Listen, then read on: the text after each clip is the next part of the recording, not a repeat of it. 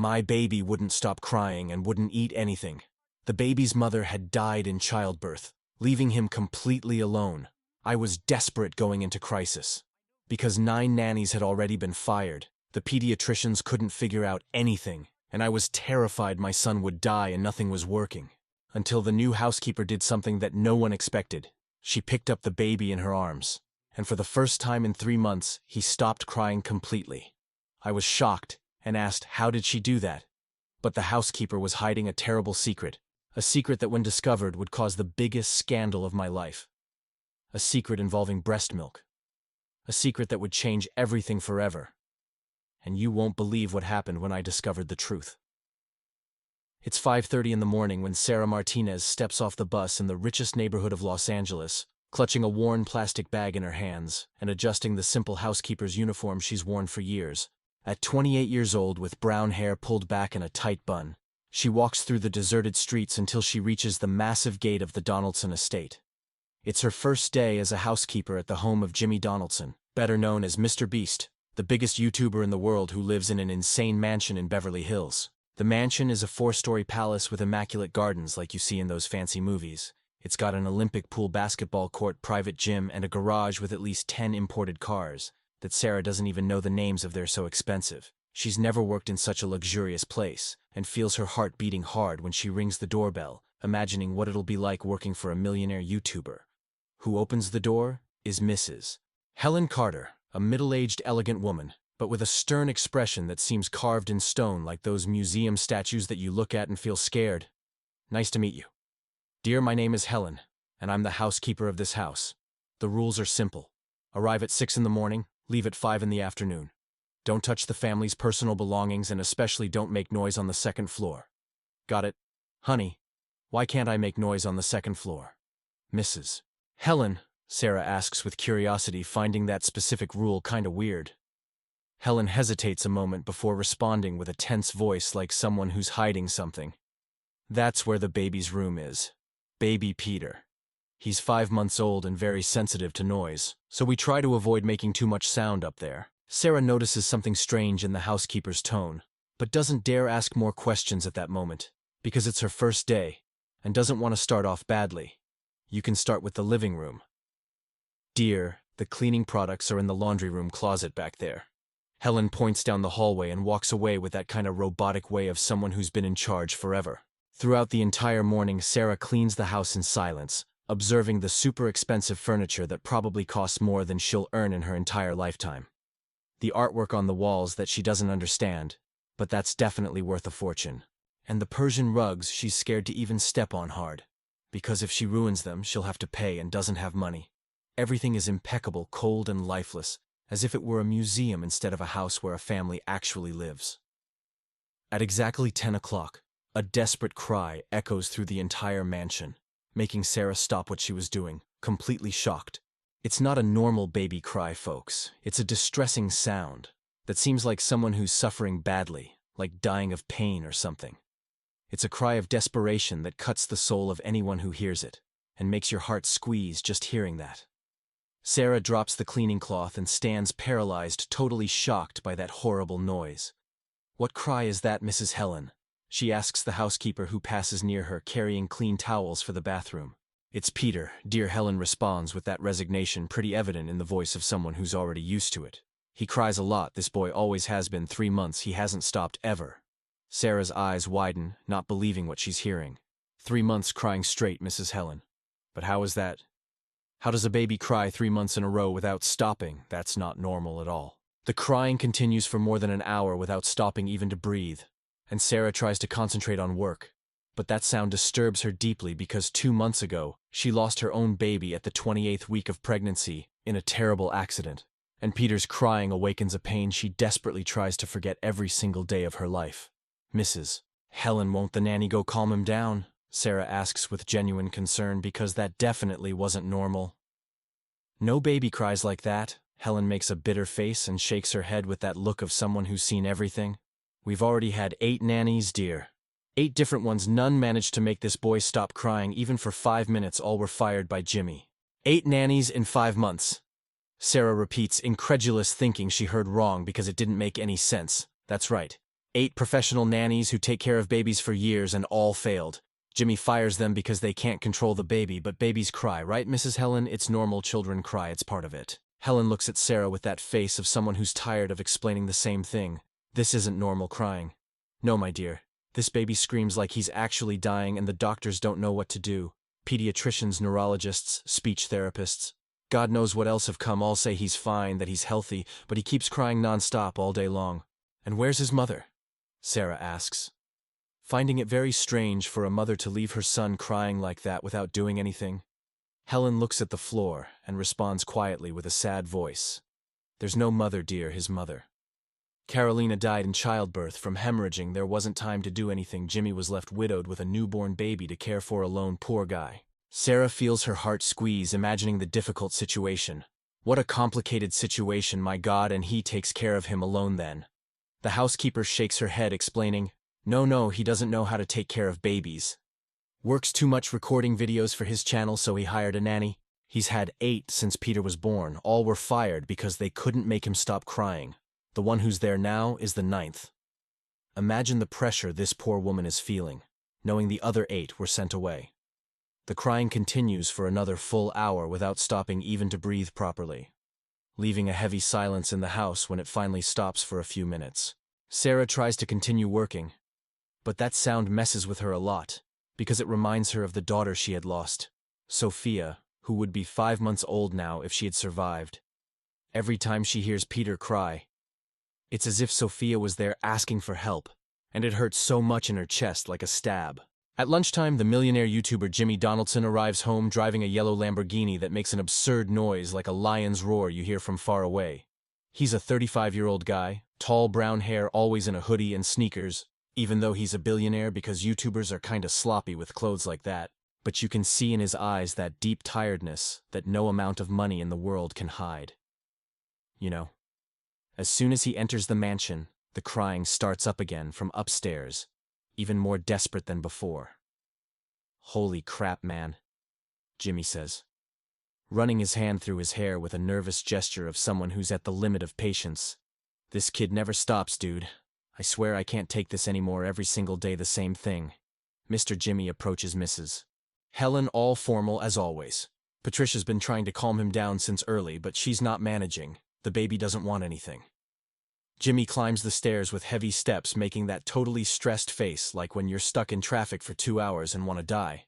Sarah, who is cleaning the entrance, hears the conversation coming from upstairs and pays attention without wanting to be a gossip, but because there's no way not to hear. Patricia, why won't this baby stop crying, man? He asks with a hard voice, trying to maintain patience but already at the limit. Sir, I've already tried everything. Bottle colic medicine, music, lullabies, those baby sleeping things. Everything you can imagine I've already done, the nanny responds, almost crying in desperation. Jimmy responds, irritated, stomping his foot on the floor. So you're incompetent just like all the others. Sorry to say it like that, but it's a fact. Already 9 nannies and none solves it. The nanny tries to defend herself, all nervous. Sir, please, I just need more time to understand what he wants. Each baby is different, but Jimmy's already decided and doesn't want to hear more. Time is what I don't have. You're fired. Grab your stuff and get out of here now. Sarah hears running footsteps down the stairs and sees a girl about 20 years old leave the house crying desperately with her suitcase in hand. Like those soap opera scenes when someone's fired in a humiliating way. Jimmy appears at the top of the stairs holding baby Peter in his arms, and my God, the child is red from crying so much. His little face, swollen eyes almost closed, making that noise that breaks the heart of anyone who has an ounce of feeling. Helen, call the agency immediately, he shouts from upstairs with a desperate voice. I want another nanny today. It doesn't matter how much it costs. But sir, this is already the 9th nanny in 5 months. Maybe the problem isn't with the nannies, you see, the housekeeper tries to argue carefully. Jimmy comes down the stairs, still holding Peter, who keeps crying non-stop like that, crying that has no end. The baby is clearly exhausted from crying so much but can't calm down. Seems like there's something really wrong, Sarah observes from afar and sees that Peter is too beautiful with light blonde hair and blue eyes, but he's way too skinny for his age, and with a worrying paleness that's not normal in a healthy baby. What do you think I should do? Helen, Jimmy asks, irritated, looking at the baby with despair in his eyes. Let him cry until he dies. Is that what you want? The housekeeper responds, trying to be useful. Of course not. Sir, Maybe another pediatrician could help, right? Jimmy explodes in anger. I've already consulted 6 of the best pediatricians in LA. Man 6 all say he's fine physically, that there's nothing wrong. And his mother, maybe she could do something. Jimmy's face gets serious suddenly, and he responds with a cold voice that cuts. Carolina died in childbirth. She's not coming back ever. He has no mother. I'm sorry, sir. I had forgotten that. Helen apologizes quietly. Jimmy passes in front of Sarah carrying Peter, who cries louder and louder, like that total desperation cry. Excuse me. Sarah speaks quietly, not knowing if she should or shouldn't interfere, but seeing that can't stay quiet, because she has a heart. Jimmy stops and looks at her for the first time, noticing her presence there, as if only now had realized there's a new person in the house. Who are you? He asks, kinda brusque with that way of someone who's irritated with everything. I'm Sarah, sir. The new housekeeper who started this morning. She responds all awkward, lowering her head. Jimmy looks at her up and down like analyzing if she'll be another one who's no good, and asks dryly, "What do you want?" Sarah hesitates, knowing it's not her place to interfere, but can't stay quiet seeing a child suffer like that horribly. "Can I give a suggestion about the baby?" she asks with absolute shyness, hoping not to be sent away on the first day. Jimmy gives a bitter laugh without finding it funny at all. Looking at this woman who has the nerve to give him advice. You, a housekeeper, want to give me advice about my son, seriously? Sarah shrinks all up but responds, trying to help.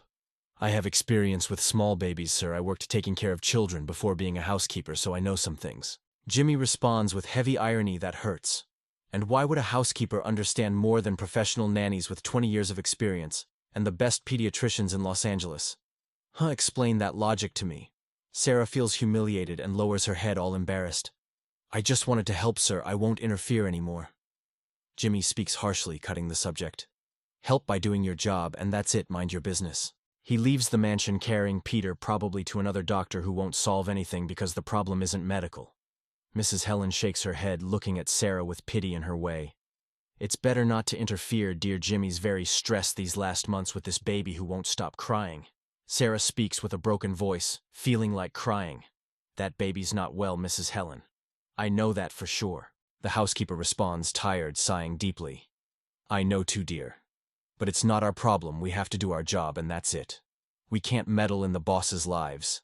Sarah goes back to work but can't stop thinking about Peter. That crying echoed through the mansion for almost 5 hours straight. No baby cries like that without a serious reason for real. In the middle of the afternoon, Jimmy returns with Peter, who's still crying weakly because he doesn't have strength anymore, and brings along a new nanny named Daniela, a 40-year-old woman with 20 years of experience taking care of babies who come super well recommended by the agencies. Daniela, you come very well recommended by the agencies, Jimmy says at the entrance, all hopeful. You can leave everything to me, Mr. Donaldson. I've already taken care of more than 60 babies in my career. None have beaten me yet, she responds confidently.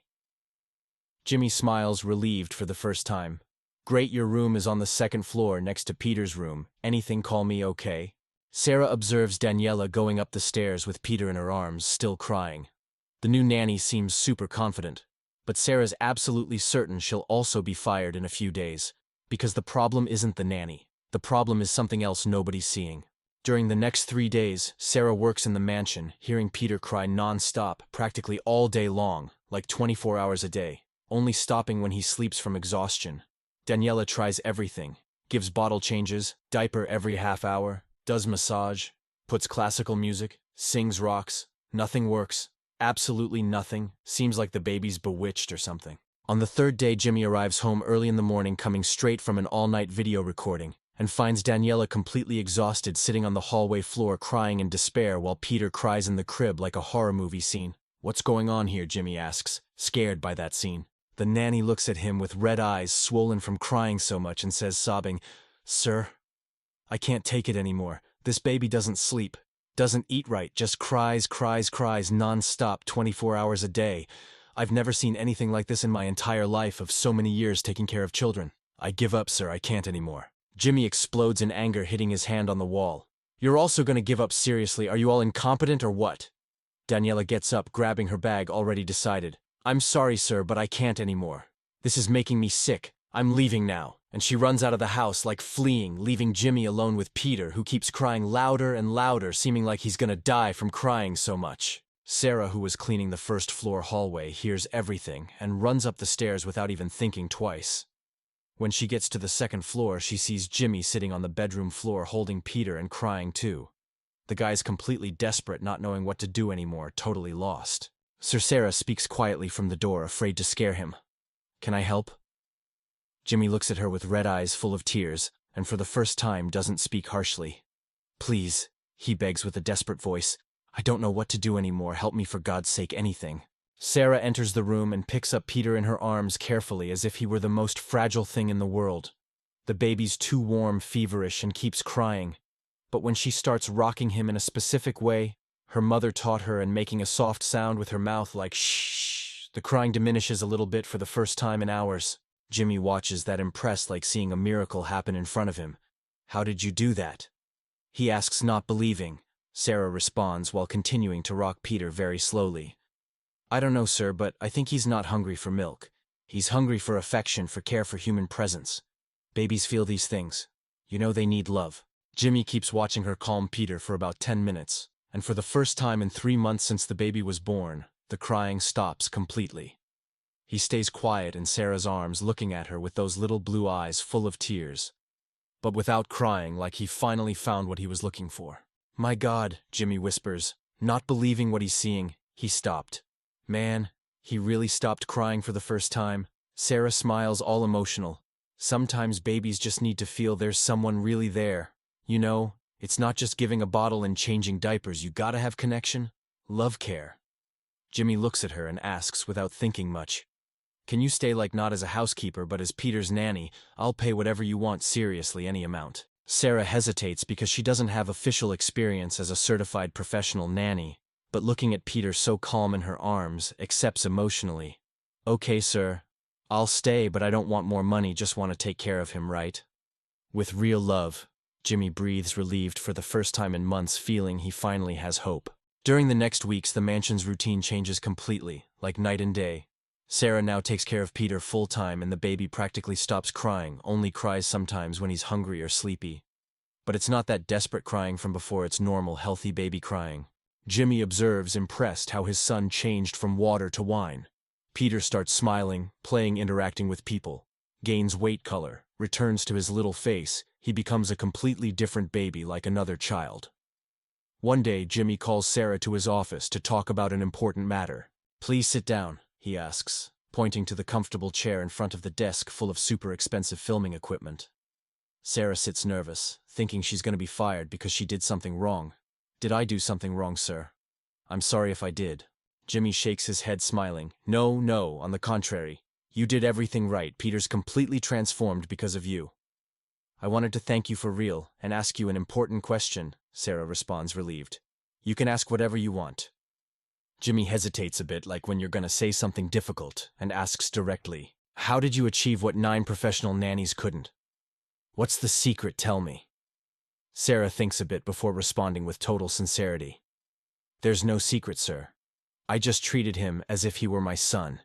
You know, with real love, not as work, but as family from the heart." Jimmy stays silent, processing that, and then asks something personal. "You lost a baby, right? Helen told me. I'm sorry about that. It must have been very difficult." Sarah feels the tears coming, but holds them back with force. "I did lose." "Yes, sir, 2 months ago. Girl was going to be named Sophia." Jimmy speaks with an emotional voice. "I'm really truly sorry. And thank you for giving Peter the love Sophia couldn't receive. You gave him a mother." Sarah cries and responds between sobs. "Peter also gave me something, sir. He gave me a reason to keep going, to not give up on life. He saved me as much as I saved him. You know." Jimmy stands up and hugs Sarah in a sincere hug of deep gratitude. "Thank you. Thank you so much for saving my son. You don't know how much this means to me." The months pass, and the relationship between Jimmy, Sarah, and Peter becomes practically a real family, like those perfect families from margarine commercials. Jimmy, who before was a workaholic and spent 20 hours a day recording videos, now spends more time at home with his son, playing, goofing around. Sarah teaches him how to take care of Peter, how to change diapers without making a mess, how to give a bottle at the right temperature, how to play, how to be a real dad, and not just a money provider. One day Sarah arrives at Peter's room early in the morning to wake him up as always, and notices something very strange that worries her. The baby's too warm, feverish, and doesn't want to drink anything. She tries to give him a bottle, but he spits everything out and cries weakly. Different from normal crying, like pain crying. Mrs. Helen called Jimmy quick. Sarah shouts, super worried, from the room. Peter's acting strange. I think something's wrong. Jimmy runs up the stairs, jumping steps, and sees his son with a pretty high fever and kinda limp, floppy. We need to take him to the hospital now, urgent, he says, picking up Peter in his arms carefully. At the super expensive private hospital, the pediatrician on duty examines Peter with all those devices and then calls Jimmy and Sarah to talk away from the baby. The baby has a serious bacterial infection. Mr. Donaldson probably caught it from somewhere, and his immune system isn't managing to fight it alone. Needs to be hospitalized urgently to take IV antibiotics and stay under observation for about 3 days. Jimmy asks desperately, almost panicking. But he's gonna be okay, doctor. He's not gonna die, right? Please tell me he won't. The doctor responds, trying to calm him.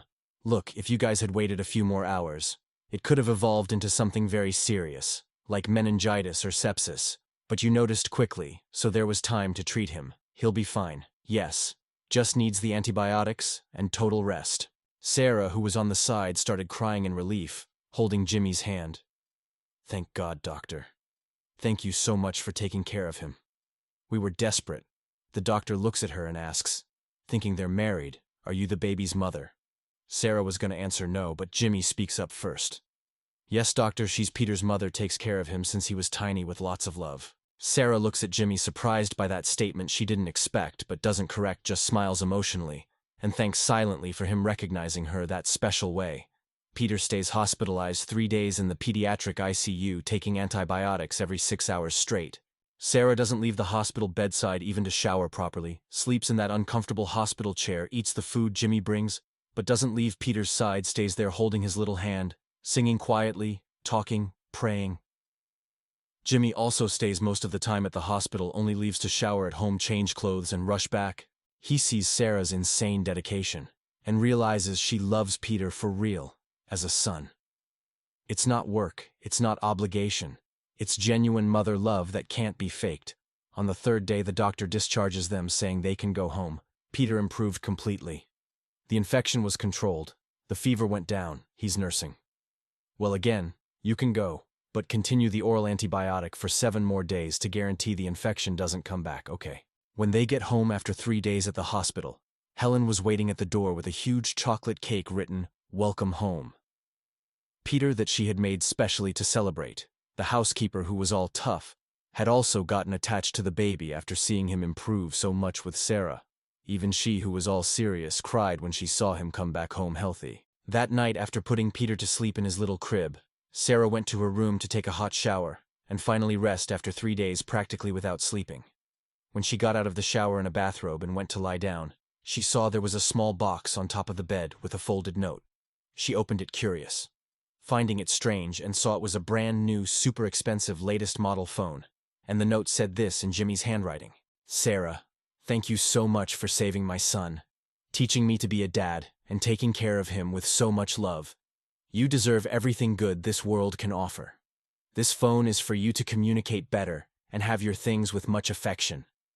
Jimmy, Sarah cried, holding the phone in her hand because nobody had ever given her a gift like that.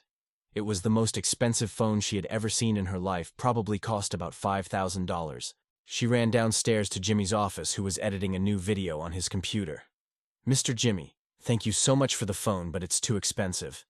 I can't accept it, she said. Trying to return the little box, Jimmy didn't even look at the phone back. Keep it, Sarah. You deserve it for real. And stop calling me sir. Call me just Jimmy, because we're family now, not boss and employee anymore. Sarah hugged him emotionally to the bones. Thanks, Jimmy, from the heart. You and Peter changed my life completely. I don't even know how to thank you. The months kept passing quickly, and the relationship of the three kept getting stronger and stronger, like those bonds that never break. Peter, at 9 months, was already crawling all over the house, making a huge mess, knocking things down, playing. At 1 year, he started talking, calling Sarah Mama, which was the most emotional moment. At 2 years, he was already running around the house and playing. He was a completely healthy, happy child full of life. Jimmy saw all that and thought about how he had almost lost his son in the first months by not knowing how to care properly by just working. Now with Sarah there, everything made sense. She completed their family in a way he didn't even know was missing. One day, Jimmy called Sarah for a serious conversation in his office. "Sit here, I need to talk about something very important," he said, pointing to the leather couch. Sarah sat nervous again, thinking she was going to be sent away, or had done something wrong. "Did I do something wrong, Jimmy?" He shook his head, smiling. No. Actually, I wanted to make you a pretty different proposal. I know you're officially Peter's nanny, but to me, and to him, you're already more than that. You're his real mother." Sarah didn't know what to say, was speechless. "But Jimmy, I'm just the nanny. His mother died in childbirth," Jimmy explained calmly. "I know Carolina died and nothing will bring her back, but mother isn't just who gives birth. Mother is who cares, who loves, who's present day to day, and you're all that for Peter. I wanted to make this official legally, by making you his guardian with all mother's rights." Sarah was totally shocked, not believing. "But what do you mean, legal guardian, Jimmy? Is this serious? Or are you kidding me?" Jimmy continued seriously. "It's serious. Yes, I already talked to my lawyer. You just have to accept, and we'll do everything properly legally. Peter will have 2 birth certificates, the original with Carolina's name, and a second one with your name as effective mother and legal guardian with full rights." Sarah cried emotionally, unable to hold back the tears. "I accept, Jimmy. It would be a gigantic honor to take care of Peter forever as his official mother." 2 months later, the papers were all ready properly, and Sarah officially became Peter's legal guardian with all mother's rights. She could make medical decisions, choose schools, travel with him, everything. She was legally recognized as his mother before the law. Peter, at 3 years old, already understood everything properly, and called her mom naturally without anyone teaching.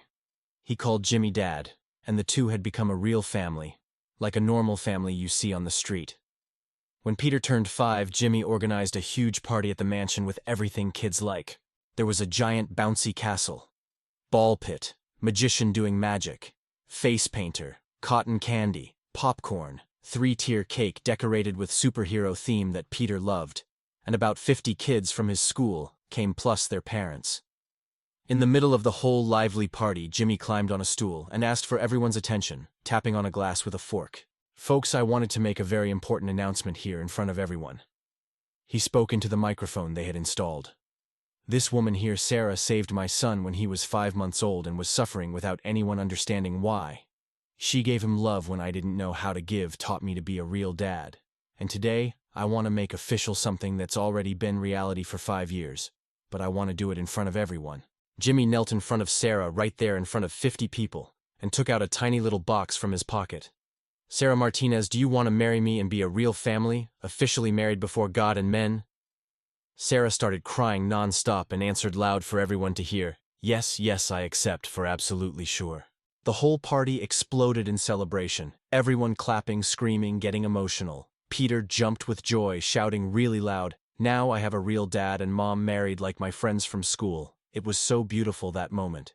6 months later, there was a big wedding at the mansion itself with a complete video for Jimmy's channel that became the most watched video in his history, went viral with 1.5 billion views in 1 week. Insane. The video showed the whole story from the beginning, when Peter cried non-stop until the wedding. People from all over the world got super emotional with that story of the housekeeper who became nanny, who became mother, who became wife of the biggest YouTuber in the world, like a real-life fairy tale. The comments were all super emotional. This made me cry buckets. What a beautiful story. Housekeeper became Princess American version. Jimmy is an example of a real human being. Peter was so lucky to have Sarah, and thousands of comments like that, all positive. 10 years after that first day, when Sarah arrived at the mansion as a humble housekeeper, her life was completely unrecognizable, like another dimension. She who lived in a 1-room shack in the poor neighborhood now lived in a $40 million mansion. She who earned minimum wage and a half now had a credit card with no limit. She who had no family at all now had a husband's son and was truly happy. Peter at 15 was an incredible teenager. Tall, handsome, intelligent, super polite. He played basketball on the school team, got excellent grades, was one of the best students, had just won a full scholarship for advanced programming studies, wanted to be a game developer in the future, make games like Minecraft. Jimmy at 45 still made videos for the channel, but had slowed down a lot to spend more time with family. They traveled together every year, had dinner together every night talking, watched movies hugging on the couch. They were a real family of those you see and think, wow, what a beautiful family. And Sarah at 38 was no longer that scared, shy girl who arrived at the mansion 10 years ago. Now she had self-confidence, always smiled, was truly happy, took care of Peter and Jimmy with all the love in the world without asking for anything in return. One day, Jimmy was in his office editing a special video about their whole story from the beginning to celebrate 10 years together. He asked Sarah and Peter to come watch the video before posting to see if it was good. The three sat on the comfortable office couch and watched together emotionally. The video showed scenes from 10 years ago when Sarah was just the new housekeeper. When Peter cried non-stop desperately. When she offered help and was kinda rejected at first. When she finally managed to calm the baby. All the good and bad moments, the difficulties, the challenges, until reaching the current days with them super happy. At the end of the video, all three were crying like children, emotional, remembering everything they went through together. Peter hugged Sarah really tight and said, looking into her eyes, "Thank you for saving my life. Mom, I love you more than anything." Sarah hugged him back, squeezing. "I love you too, son. You and your dad are everything to me. You are my whole life." Jimmy hugged them both in a collective hug of those really tight ones and said emotionally, "We form the most unlikely family in the world, right? Housekeeper, YouTuber, and orphan baby, but also the most real. And I wouldn't change absolutely anything that happened because everything brought us here together." They stayed hugging there, the three of them crying and laughing at the same time because life is like that. A mix of joy and sadness. And so ends the definitive story of how a humble housekeeper, with a huge heart, saved the baby of a millionaire YouTuber who was suffering without anyone understanding and ended up becoming his wife and the boy's mother. Showing that true love and genuine dedication are worth much more than any fancy diploma or money in the bank. That sometimes the solution is in the simplest people nobody values. That God places angels in the most unexpected places when we least expect it. And that everyone deserves a second chance in life because it's never too late to start over and be truly happy with those we love. But wait, the story didn't end yet. There's much more that happened that you need to know to understand everything properly. Because after Jimmy proposed to Sarah at Peter's 5-year-old party, their life didn't get that easy. No, see, a lot of complicated stuff happened mainly because of Jimmy's mother, who didn't accept that relationship at all. Beatrice Donaldson was a 67-year-old woman, super elegant but way too cold like ice. She had built a social empire based on appearances and didn't tolerate absolutely anything that could stain the Donaldson family reputation, which was super important. She lived in an even bigger mansion than Jimmy's, in an even fancier neighborhood, and controlled everything with an iron fist. 3 days after the marriage proposal, Beatrice showed up at Jimmy's mansion without warning, before driving a super expensive black Mercedes. Jimmy's son. "What's this absurd story that you proposed to a housekeeper?" she asked with an accusatory tone, entering like a hurricane. "Mom, she's not just a housekeeper, she saved Peter's life and I fell in love with her for real," Jimmy responded, trying to stay calm. Beatrice gave a sarcastic laugh of those that hurt. Saved in what sense exactly? Melodrama doesn't solve practical problems of real life. Peter wouldn't stop crying for 5 whole months. Mom and Sarah managed to calm him in a few minutes, doing what 9 professional nannies couldn't. And doesn't it seem strange to you that any stranger has that much power over a baby? Explain that to me, Jimmy responded, getting irritated. "What power, Mom? She just has a special way with children because she has a good heart," Beatrice shot back coldly. "Jimmy, you're too naive. Women like her have methods to manipulate rich, vulnerable men who are needing help. Sarah's not manipulating anyone, that's your prejudice. They all do that, son. She saw your vulnerability and took complete advantage." "What vulnerability, Mom? What are you talking about? Single, desperate father with a problematic baby that no nanny could care for. You're easy prey for gold diggers like that." Jimmy got deeply irritated by that. "Sarah's not a gold digger at all. Mom, she's an honest woman who loves my son sincerely with true love." Beatrice laughed with sarcasm, again hurting. "Loves your billions, not the son. This is pure prejudice based on social class. This is life experience, son. I've already seen a lot of people like this." Beatrice went up to the second floor to see Peter and found Sarah giving him a bath in the all-decorated bathroom. The baby was happy playing in the water with rubber duckies, smiling at Sarah. "Good afternoon, Mrs. Beatrice." Sarah greeted respectfully, all polite. Beatrice didn't respond anything, and just kept observing the scene with critical eyes full of judgment and suspicion.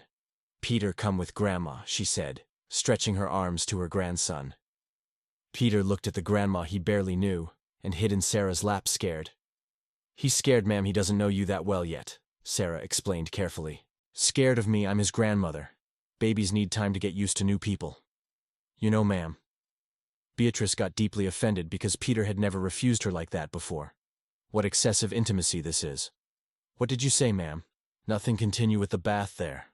Beatrice left the bathroom disturbed because the connection between Peter and Sarah seemed almost supernatural, like something from another world. That night, Beatrice confronted Jimmy with a really hard tone of an angry mother. "Son, this whole situation is not normal at all." "What's not normal, Mom?" "The way Peter reacts to this woman is way too intense and very strange. He finally found someone who loves him for real. That's all. Jimmy, babies shouldn't have such marked preferences at this age. It's not natural." "Why not?" "Because it suggests emotional and psychological manipulation on her part." Jimmy shook his head, frustrated with that conversation. "Mom, you're seeing problems where there's nothing. I'm seeing an unknown woman who controls my grandson in a scary way. She's taking care of him with love, and that doesn't seem suspicious to you, son." Jimmy stayed silent because sometimes even he found it kind of weird how Peter reacted to Sarah like instant love. "Son, I need to tell you something important I discovered." "What now?" Beatrice continued. "I had this woman investigated to be sure who she really is." "You did what?" "I hired a private investigator to verify her past and find out who she is." Jimmy got furious, hitting the table. "How could you do something like that without telling me, Mom? This is invasion of privacy." "It's my duty to protect my family, and I discovered some pretty interesting things about her." Beatrice took out a thick folder from her bag full of papers. "What things, Mom?" "Sarah Martinez, 28 years old, worked in 6 different houses in the last 4 years. So what's the problem with that?" "In all of them, there was some kind of serious problem or incident." "What kind of problems? Explain properly." "In the first, she was accused of stealing valuable jewelry. In the second, of getting involved with the married boss. In the third, of negligence with a child who got hurt. In the fourth, of stealing important documents from the family." Jimmy was shocked reading the documents his mother showed. "Is this really true? Or did you make it up?" "It's all documented here in the investigators' reports." "Son." But she was never convicted of any of this legally, because the families preferred to avoid public scandal, and simply sent her away without filing a police report. Jimmy read the documents carefully and noticed something was strange. "Mom, these reports don't have any signature or official stamp. They're private investigation reports, so they don't need them. They can be easily forged, anyone does that. Why would I invent something like this to get rid of her for you?" Beatrice got very offended by the distrust. "Jimmy, I'm your mother and only want what's best for you and Peter. I don't believe these accusations without concrete real evidence. Then you choose to believe a stranger instead of your own mother." Jimmy felt divided between the two because on one side, Sarah had completely transformed Peter's life. But on the other side, his mother had worrying evidence, even if doubtful. "I'll talk to her tomorrow morning. Be careful not to let yourself be fooled by tears and dramatic stories she'll tell." The next morning, Jimmy called Sarah to talk while Peter was still sleeping. "Sarah, I need to ask you some questions about your previous jobs." "Sure, sir." "What questions? Why did you leave all those previous jobs?" Sarah got tense suddenly because she knew what was coming. "For various personal reasons, you know how it is." "What kind of personal reasons exactly? Tell me." Sarah hesitated because how to explain she was always accused unjustly. "I had some misunderstandings with the families, but nothing serious." "What kind of misunderstandings? Speak properly." Jimmy showed the documents his mother had brought. "According to these reports, you were accused of theft, seduction, negligence, and document theft." Sarah went completely pale, colorless. "Where did you get those documents, Jimmy? My mom had you investigated and you need to explain all these accusations." Sarah breathed deeply, trying to calm down. "The first family accused me of stealing a diamond necklace. But then they discovered their teenage son had hidden it to play a stupid prank. And the second accusation, explain. The husband was unhappy in the marriage and talked a lot to me because I was the only one who listened to him. When the wife found out, she accused me of seducing him when I never did anything." And the third negligence accusation. "The boy got hurt playing alone in the yard while I was in the bathroom for 2 minutes. The parents accused me of not watching 24 hours as if that were possible. And the fourth, of stealing documents. I was throwing away old papers the boss had asked me to eliminate. His wife thought I was stealing and accused me without even asking." Jimmy observed Sarah's face, which seemed sincere, but there were too many accusations to all be lies. Why didn't you tell me all this before? Because I knew exactly this would happen, that you'd doubt me. Sarah, you have to understand my concern as a father. I understand. But you know my character, you've seen how I take care of Peter. It's true. You completely transformed his life, nobody can deny that. Then why doubt me now, after everything? Jimmy stayed silent because really it didn't make sense for Sarah to be bad when she showed so much love. I'm sorry, I shouldn't have doubted you without hearing your side. Your mother doesn't like me, and that's the pure truth. Why do you think that? Because I'm poor and rich people always think poor people have second intentions. Jimmy felt guilty for having doubted her. Not every rich person is full of stupid prejudice, but your mother definitely is full. Yes, Jimmy couldn't deny that obvious truth. She's from a more conservative generation and has old ideas, and you, Jimmy, what do you really think of me? Jimmy looked into her eyes, searching for the truth deep down. I think you saved my son, and that Peter loves you like a real mother. Thanks for still having faith in me. Thanks to you for taking care of him with so much love, even with the difficulties. But Beatrice didn't give up easily. If she couldn't push Sarah away with false accusations, she'd try another more subtle and dangerous strategy. The next week, she brought 3 wife candidates for Jimmy to meet, and maybe fall in love with one of them, forgetting Sarah. Son, I want to introduce you to some interesting girls from good families. I'm not interested in meeting anyone, Mom, I already told you. You should be. Yes, Peter needs a real mother. Sarah's already like a mother to him. She's an employee, not a mother. There's a huge difference. She behaves exactly like a mother in everything. Legally, she's nothing. If something happens to you, she has no rights over Peter. Beatrice was right on that point because legally, Sarah had no bond at all. These girls are educated from good families and perfect to be Peter's mother. I don't want to meet anyone, Mom. At least talk to them out of politeness.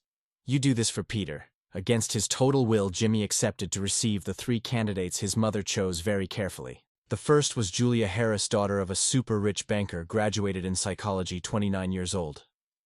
Jimmy, your mother told me about your difficult situation, she said during the fancy dinner Beatrice organized. What situation? I don't understand. Single father with small baby must be very complicated for you, right? It has its challenges, but I manage fine. I'd love to help you with that. I always wanted to be a mother. Peter already has someone taking perfect care of him, Julia insisted. Your mother said she's just a temporary employee without bonds. She's not temporary at all.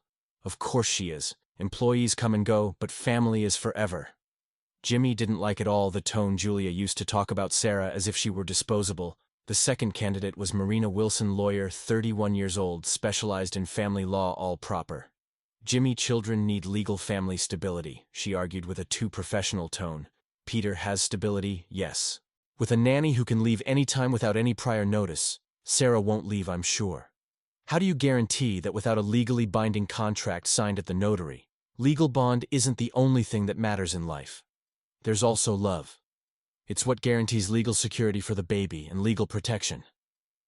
Jimmy noticed Marina saw Peter as a legal case instead of a real baby. The third candidate was Patricia Brown, pediatrician, 30 years old, specialized in child development, super technical. Jimmy, I analyzed Peter's complete medical record, she said, showing papers. How did you get his medical record that's private? Your mother gave it to me, and there are some very strange things here. What strange things? Explain.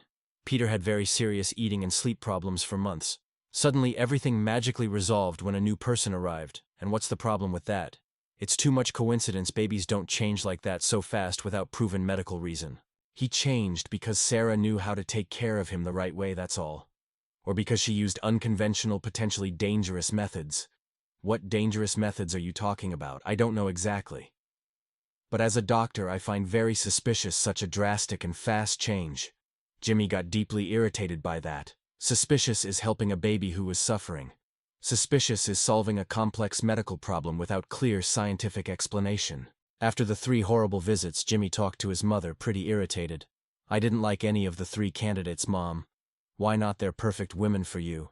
They're calculating and cold. None showed true love for Peter. Love is built over time. It's not born from nothing.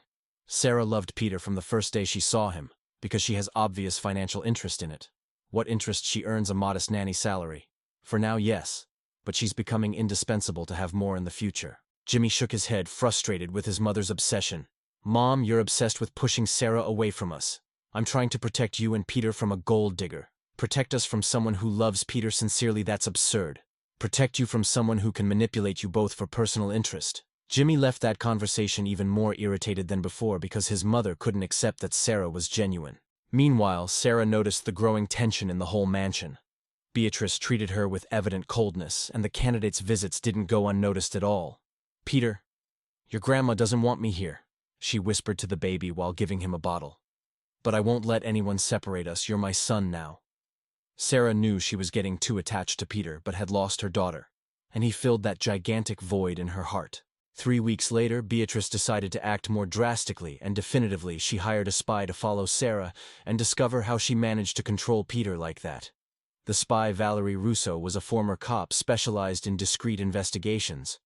"I want to know everything about this woman's methods," Beatrice instructed. "What kind of methods do you suspect, ma'am?" "I don't know, maybe light drugs, emotional blackmail, or psychological manipulation. And if I don't find anything suspicious, find something, because a woman like that always hides secrets." Valerie started following Sarah discreetly every day, observing her every move. For 3 days, she observed the normal routine: works at the mansion in the morning, goes out with Peter in the afternoon for a walk, and always returns with the calm, satisfied baby. On the 4th day, Valerie decided to follow when Sarah left with Peter to discover what she did exactly. Strange, she always goes to the same park in a pretty isolated area, far from everyone. Valerie hid behind a big tree and observed with binoculars. What she saw completely shocked her, because she didn't expect that. Sarah was breastfeeding Peter on her breast with her own milk. My God, she produces breast milk. Valerie discreetly filmed that scene with the camera. Sarah breastfed Peter with complete naturalness, as if she were really his biological mother. "Now I understood how she controls the baby," Valerie thought. "She's breastfeeding him, secretly creating physical and emotional dependence." Valerie immediately called Beatrice to tell Mrs. Beatrice. "I finally discovered her secret." "What secret? Tell me now." "She breastfeeds the baby on her breast with her milk." "How is that possible?" "It is possible, yes. Women who lose children recently can continue producing milk for months, and that explains why Peter is so attached to her in a sick way." "Exactly. She created a very serious dependence. This is a serious crime. Breastfeeding someone else's child without authorization can be considered abuse in some cases." Beatrice smiled in an evil way. "Perfect now. I have a way to completely destroy her." "What are you going to do, ma'am?" "Confront my son with the irrefutable evidence of her." That night, Beatrice went to Jimmy's house with the photos Valerie had taken secretly. "Son, I need to show you something very serious I discovered." "What now, Mom?" Beatrice showed the photographs, and Jimmy was speechless seeing Sarah breastfeeding Peter. "She's breastfeeding my son on her breast. She's been doing this for weeks, secretly, without telling you. But how does she have milk? She had a child who died and still produces milk naturally." Jimmy felt a mixture of shock, betrayal, and devastating confusion. "Why didn't she tell me right away?" "Because she knew you wouldn't allow it, obviously." "And she's right. This is serious abuse. She's using your son to satisfy her emotional need." "Jimmy, she's manipulating you both heavily. I need to talk to her immediately." "Be careful, Jimmy. Women like that know how to play the victim perfectly." The next morning, Jimmy waited for Sarah to arrive to work as always. She entered smiling, ignoring everything. "Good morning, Jimmy. How did Peter sleep?" "Sarah, we need to talk urgently now." His serious tone warned that something was wrong. Did something serious happen? Jimmy showed the photographs without saying anything, waiting for the reaction. "Can you explain this to me?" Sarah went completely pale seeing the photos of her breastfeeding. "Jimmy, I can explain everything, then explain why you lied to me for whole weeks." She sat down because her legs couldn't hold up anymore. "I knew you wouldn't understand the whole situation." "Understand what, exactly?" "Peter was literally starving to death, the bottles weren't working, and he urgently needed breast milk to survive. That's not an excuse to lie for so long. My body was producing milk for a dead baby, and Peter was starving without the right milk. But you should have told me at the beginning. And would you have let me do it knowing?" Jimmy stayed silent because he probably would have said no at first. "See, I knew the answer, so I did what I needed to do to save Peter." "Save or use him to satisfy your selfish emotional desire?" Sarah got deeply offended. "You really think I used your son selfishly? My mom thinks so, and the photos show you hid everything." "The photos show I saved the life of a desperate baby no doctor could help." Jimmy was divided between anger at the lie and gratitude for having saved Peter. "Sarah, I understand your intentions were good, but you betrayed my trust. Trust is built on sincerity, and you lied to me for whole weeks. I'm very sorry, but I had no other option. There's always an alternative to lying, always. What alternative, Jimmy? Watch Peter slowly die waiting for your permission. He wasn't gonna die that easily. He was skin and bones when I arrived one more month, and he wouldn't make it. Jimmy knew she was right because Peter was really very sick. I could have tried other pediatricians. You'd already seen 6 with no results. How many more should have failed before admitting something else was needed? Jimmy ran his hands through his hair, frustrated because each of her arguments made logical sense. Your mother hates me because of social class and would do anything to destroy me. My mother wants to protect the family from possible threats. I'm not a threat, I'm the person who loves Peter more than anyone. How can I trust after this huge lie? Watch how I behave with him every day. My love is genuine. Love doesn't justify prolonged deception ever. Sometimes love requires difficult choices others don't understand. Jimmy looked at the photos again and saw in Sarah's eyes authentic, real maternal love. I don't know what to do with this.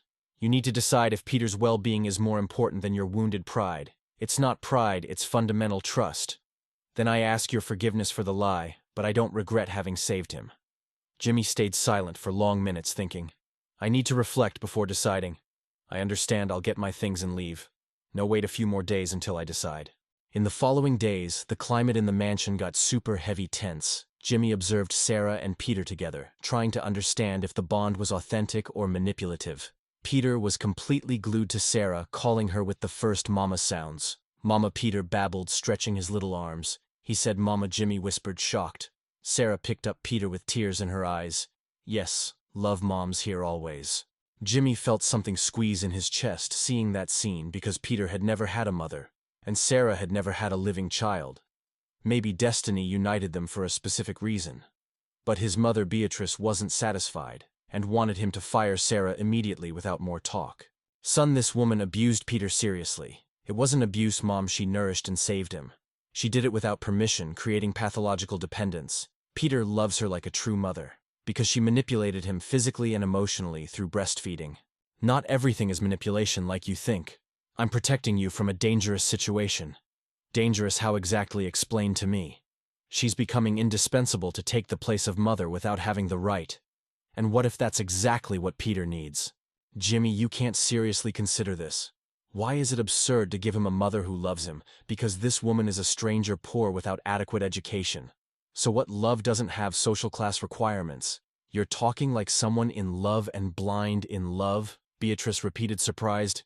Yes, you're in love and haven't even realized it yet. That's totally ridiculous. Jimmy denied, but inside knew his mother had noticed something true. In recent days he had observed Sarah not just as a nanny, but as an extraordinary woman with a huge heart who loved unconditionally. That night Jimmy went to talk to Sarah, who was putting Peter to sleep, singing quietly. Can we talk a moment? Sure, Jimmy. I reflected a lot about all this. Decided to fire me then? No, I decided to forgive you for the lie. Sarah was speechless in total surprise. Seriously, you forgive me? Yes, because I understood you did what was necessary to save my son. Thank you so much. You don't know how much this means. But from today on, I want total sincerity in everything always. I solemnly promise, I swear. There's another thing I want to say. What is it, Jimmy? Jimmy breathed deeply before letting out. I want you to officially become Peter's mother, legally with rights. Sarah thought she heard wrong. What do you mean I want to do legal adoption through special procedure? But that's impossible. You can't adopt an adult. You can give shared legal custody in specific situations like this. Are you seriously talking right now? Yes, Peter sees you as mom, and I want to make it official. Sarah broke down crying with emotion at that unbelievable proposal. I don't know what to say, it's too beautiful. Just say yes, simply. Yes, yes, 1,000 times yes. Jimmy smiled for the first time in days, seeing her genuine happiness. But making this legal wasn't as simple as they hoped, because there was a lot of complicated bureaucracy. Lawyer Peter Santos explained all the difficulties. Mr. Donaldson, what you're asking is extremely complicated and rare. Complicated but possible, right? Technically, yes, but requires proving Miss Martinez is essential for the baby's well-being. We have medical proof Peter improved completely since she arrived. That helps, but also needs psychological social evaluation and documents. What documents specifically? Medical certificates work, references, criminal record, economic evaluation, parental capacity. Sarah has no criminal record, never did anything. Good. But the process can take months or even years. Years, Jimmy repeated, discouraged. The Brazilian legal system is very slow for custody and adoption, unfortunately. Jimmy looked at Sarah, who seemed worried about all the difficulties. It doesn't matter how long it takes, we'll do it anyway. Meanwhile, Beatrice discovered Jimmy's plans and got furious like never before in her life. You've completely lost your mind, my son. I'm doing what's best for Peter. Giving legal rights to an unknown gold digger isn't best for anyone. Sarah demonstrated loving Peter more than anyone. Love isn't enough without adequate social status and respectable family. Mom, your class prejudices are unbearable and old. They're not prejudices. They're simple practical realism. This woman will ruin our family's reputation. Reputation isn't worth my son's happiness.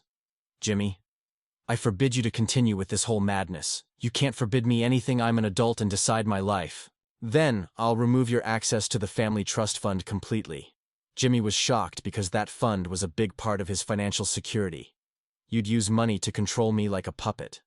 I'll use whatever's necessary to protect you from catastrophic error. Do what you want, but I won't change my mind about Sarah. Beatrice realized financial threats didn't work with her son, so she tried a different, dirtier strategy. If you don't fire her, I'll publicly reveal to the press that she breastfeeds your son without permission. This is shameful blackmail, Mom. It's protecting the family from devastating public scandal. You wouldn't dare do that for real. Look, I've already contacted journalists interested in the story. Jimmy felt trapped between protecting Sarah and protecting Peter's privacy. If you do that, I'll never speak to you for the rest of my life. It's a risk I'm willing to take to save you. Jimmy left furious from his mother's house, swearing to protect Sarah whatever happened. That night, Jimmy told Sarah about his mother's threat. My mom wants to go to the press with the breastfeeding story. Sarah went pale, imagining the gigantic public scandal. That would completely destroy your family's reputation. I don't care about reputation if it means losing you and making Peter suffer, but I don't want to cause such serious problems in your life. You're not causing problems, my mom causes them with stupid prejudices. Maybe it's better if I leave before everything gets worse. Jimmy grabbed her hands, looking intensely into her eyes. Don't leave, please, I need you. And Peter needs you. Sarah felt her heart race, hearing those words loaded with deep emotion. Do you need me, or want me to stay? Jimmy hesitated, because he was going to confess something he hadn't even admitted to himself yet. I want you to stay because I fell in love with you for real. Sarah was breathless at that totally unexpected confession. In love with me, she whispered incredulously. Yes, I don't know when it happened, but seeing you with Peter, I understood you're the perfect woman. I'm just a poor housekeeper with nothing to offer. You offer genuine love that's worth more than all the gold in the whole world. But your mother will never accept this impossible relationship. I don't need her approval to love you, Jimmy. This is madness. We're from totally different worlds. Love doesn't know borders of class or money. And the scandal, the newspapers, society judging us. We'll face everything together as a true family, Sarah cried, because she never imagined a rich man like Jimmy could truly love her. And I, thinking I was invisible to you. You're everything but invisible. You're the most incredible woman I've ever met. Marry me, Sarah. She was shocked by the sudden proposal. Marry, but we've only known each other a few weeks. When you know it's the right person, time doesn't matter at all. But marriage is forever with enormous responsibilities. I want to spend forever with you, raising Peter together as a real family. Sarah looked at Peter, sleeping peacefully near them. Yes, I'll marry you, and I'll be the best mother for Peter I can be. Jimmy kissed Sarah for the first time. That kiss sealed their destiny together forever. But getting married wouldn't be easy, because Beatrice was determined to prevent that marriage with every possible means that existed. She called a specialized lawyer to find legal ways to block their marriage. Lawyer Miller, my son wants to marry a completely inadequate woman. Why is she inadequate according to you, ma'am? She's poor, without family, with a dubious past, and wants his money. Do you have proof she wants money? No. But it's obvious in her hidden intentions. Without concrete proof, I can't legally prevent the marriage. There must be a legal way to stop this. The only way is to prove the woman is mentally incapable or physically dangerous. I can invent a credible story with paid false witnesses. Ma'am, that would be illegal and immoral. I can't help with that. Beatrice understood the law wouldn't help, so she used other dirtier, improper tactics. She called the sensationalist press and sold the secret breastfeeding story to create a huge public scandal. The newspaper published an article with the sensationalist title, "Nanny Secretly Breastfeeds Millionaire YouTuber's Son Without Permission." The article painted Sarah as a gold digger who manipulated Jimmy and Peter through strategic breastfeeding. The story went viral on social media with thousands of negative comments against Sarah from mean people. She's a manipulator who wants the rich guy's money. She used breast milk to create dependence in the poor baby. Poor YouTuber fell into gold digger's trap. But there were also positive comments defending Sarah from people with hearts. She saved a baby who was dying. She's a real hero. Love has no limits of social class at all. Rich family full of horrible classist prejudices. Jimmy was furious at his mother's betrayal, who sold the story to newspapers without thinking about her grandson. "How could you do something so disgusting, Mom? I did what was necessary to save you from an irreparable fatal error. You destroyed your grandson's privacy to satisfy your irrational hatred. I protected the family from an unscrupulous gold digger." Jimmy made a drastic and definitive decision right there. "From today on, you're completely out of our lives. I don't want to see you ever again, Jimmy. I'm your mother. I have rights in the family. You have no more rights after what you did. That's unforgivable. One day you'll thank me for saving you from her. That day will never come ever. Leave, and don't come back here." Beatrice left the mansion knowing she had lost her son, but convinced she had done the right thing for the family. Despite the terrible public scandal, Jimmy decided to proceed with the wedding to prove to the world their love was real and truly strong. "Let's organize the wedding next week," he proposed to Sarah. "So soon with all this scandal happening. Exactly because of that, I want to show I'm not ashamed of you and our love. But people will talk badly about us everywhere. Let them talk. What matters is we're happy together with those we love." Sarah accepted, and they started preparations for a simple but meaningful special wedding. Jimmy wanted a small ceremony with few close friends instead of a big social event full of fake people. "I don't want hundreds of people judging us, just those who really love us. Seems perfect to me. I prefer intimacy to empty social pomp. Peter will be our page boy carrying the rings. It'll be beautiful. It'll be wonderful to see him in that little elegant suit." The wedding day came quickly, and Jimmy found himself at the altar waiting for Sarah with Peter in his arms all dressed up. The church was small, decorated with simple but pretty white flowers. There were only 20 people present among trusted friends and colleagues. When Sarah entered with a simple but elegant white dress, Jimmy felt his heart explode with love in his whole chest. "She's the most beautiful woman I've ever seen in my life," he whispered to the friend beside him. Peter stretched his little arms to Sarah, seeing her enter all beautiful. "Mama," he said clearly, making everyone there get emotional. The priest started the ceremony with simple but deep words that touched everyone. "We're here today to celebrate the union of Jimmy and Sarah, two souls who found love through caring for an innocent baby, Jimmy Donaldson. Do you take Sarah Martinez as your lawful wife?" "Yes, I do, and promise to love her forever in good and difficult times until death do us part." "Sarah Martinez, do you take Jimmy Donaldson as your lawful husband?" "Yes, I do, and promise to love him with all my heart for my whole entire life." Peter clapped with his little hands, making everyone there laugh emotionally. "I declare you husband and wife. You may kiss now." Jimmy kissed Sarah while Peter between them both hugged them, creating a perfect image of a united family forever. At the church exit, they found a crowd of journalists who wanted to interview the scandalous couple who was in all the news. "Mr. Donaldson, you married the woman who was secretly breastfeeding your son." "Yes, I married the woman who saved my son's life and who I'm deeply in love with for real." "Don't you fear she's only interested in your money? If she were interested in money, she would have accepted the expensive gifts I offered, and she always refused everything, Mrs. Donaldson." "What do you say to accusations of being an opportunistic gold digger?" "I say, I love Peter and Jimmy more than my own life, and that money doesn't interest me minimally, not one bit." "How do you feel facing the cruel judgment of the whole society?"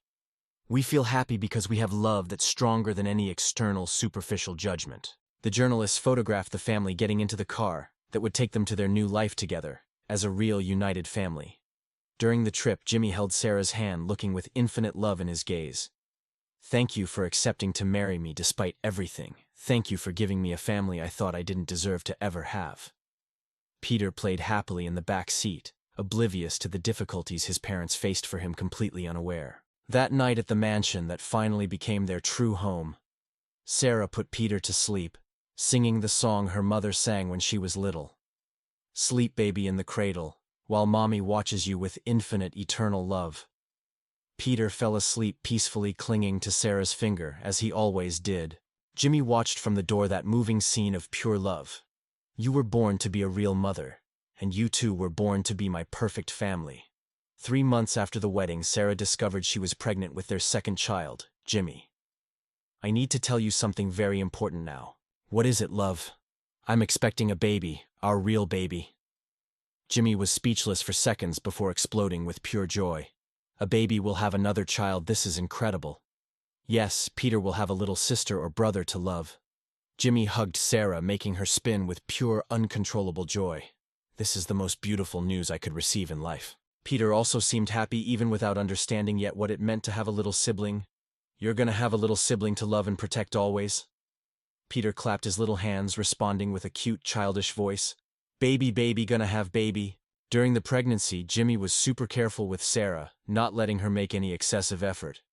Love, let me do the house things. I'm fine, I can do normally. I want you to rest for the baby and for yourself. Jimmy, I'm not fragile glass that breaks easily. I know, but I want to pamper you and take care of you like you take care of us, you always have. Sarah got emotional with the constant attentions of her husband, who never tired of showing love in all possible ways. 9 months later, a super beautiful baby girl was born, who they named Aurora because she represented a new, bright, hopeful beginning for the family. Peter was fascinated by his little sister and wanted to stay near her all the time. Protecting, Mom, baby, he said, pointing to Aurora in the pink crib. Yes, son, this is your sister Aurora, who you'll protect always, she'll need you. Peter delicately touched Aurora's little hand with a sweet smile on his little face. 2 years after the wedding, an unexpected visit nobody expected at all arrived. Beatrice Donaldson showed up at the mansion with a contrite, repentant, humble air. Jimmy, can I come in, please? I need to talk to you. Jimmy hesitated, but Sarah touched his arm, encouraging with her look. Let her in. Everyone deserves a second chance in life. Beatrice entered and saw Peter playing with little Aurora in the living room under Sarah's attentive supervision. The children are too beautiful, she said with a voice broken with contained emotion. Thank you. Sarah responded kindly without any resentment. Jimmy, Sarah, I came to ask forgiveness for everything I did. You suffered because of me. Beatrice started humbly. You caused immense suffering for us and terrible public scandal, I know, and I'm deeply ashamed of my horrible, selfish actions. What made you change your mind after 2 whole years? I saw photos of your family in the newspapers and realized how much you truly love each other. I saw the real love. Sarah approached Beatrice with impressive courage. Mrs. Beatrice, I don't hold any grudge because hatred only poisons those who feel it. It's not good. Why are you so kind to me after everything I did to you that was bad? Because I want my children to grow up with a grandmother present in their lives. Family is important. Beatrice broke down crying with deep emotion. I don't deserve your forgiveness, but thank you from the bottom of my heart sincerely. Everyone deserves a second chance if they're sincerely, truly repentant. Jimmy looked at his wife and understood again he had married an extraordinary woman full of kindness. Mom, you can come back into our lives if you promise to respect Sarah as my legitimate wife. I solemnly promise I'll never cause you problems again. I swear. Beatrice hugged her son, crying. Then timidly approached Sarah with fear. Can you forgive me even though I don't deserve anything? Sarah hugged Beatrice with sincere generosity from the heart. Of course I forgive. From today we're all real family together. Peter and Aurora approached curious about the grandma they had never really known before in their lives. Who is it, Mom? Peter asked, pointing to strange Beatrice. It's your grandma, who will love you both very much from now on, always. Beatrice knelt in front of her little grandchildren with tears of pure joy. Can I hug you, my beautiful little treasures? Peter and Aurora hugged their grandma, creating a beautiful, moving reconciliation moment. 5 years later, the Donaldson family was complete and happy, with Jimmy, Sarah, Peter, Aurora, and little Stella born 3 years after Aurora, completing everything. Beatrice became a present, loving grandmother who learned that love has no barriers of social class, none ever existed. Sarah and Jimmy's story proves that true love overcomes any obstacle when it's genuine, strong, and sincere from the heart. Peter grew up healthy, happy, knowing his mother Sarah saved him with milk and pure, unconditional love. Today, the Donaldson family is an example of how love transforms lives and creates bridges where before there were insurmountable separating walls. And they all lived happily ever after, building beautiful memories that will last for their whole lifetime and beyond, because true love never ends, never dies, it lives forever in hearts.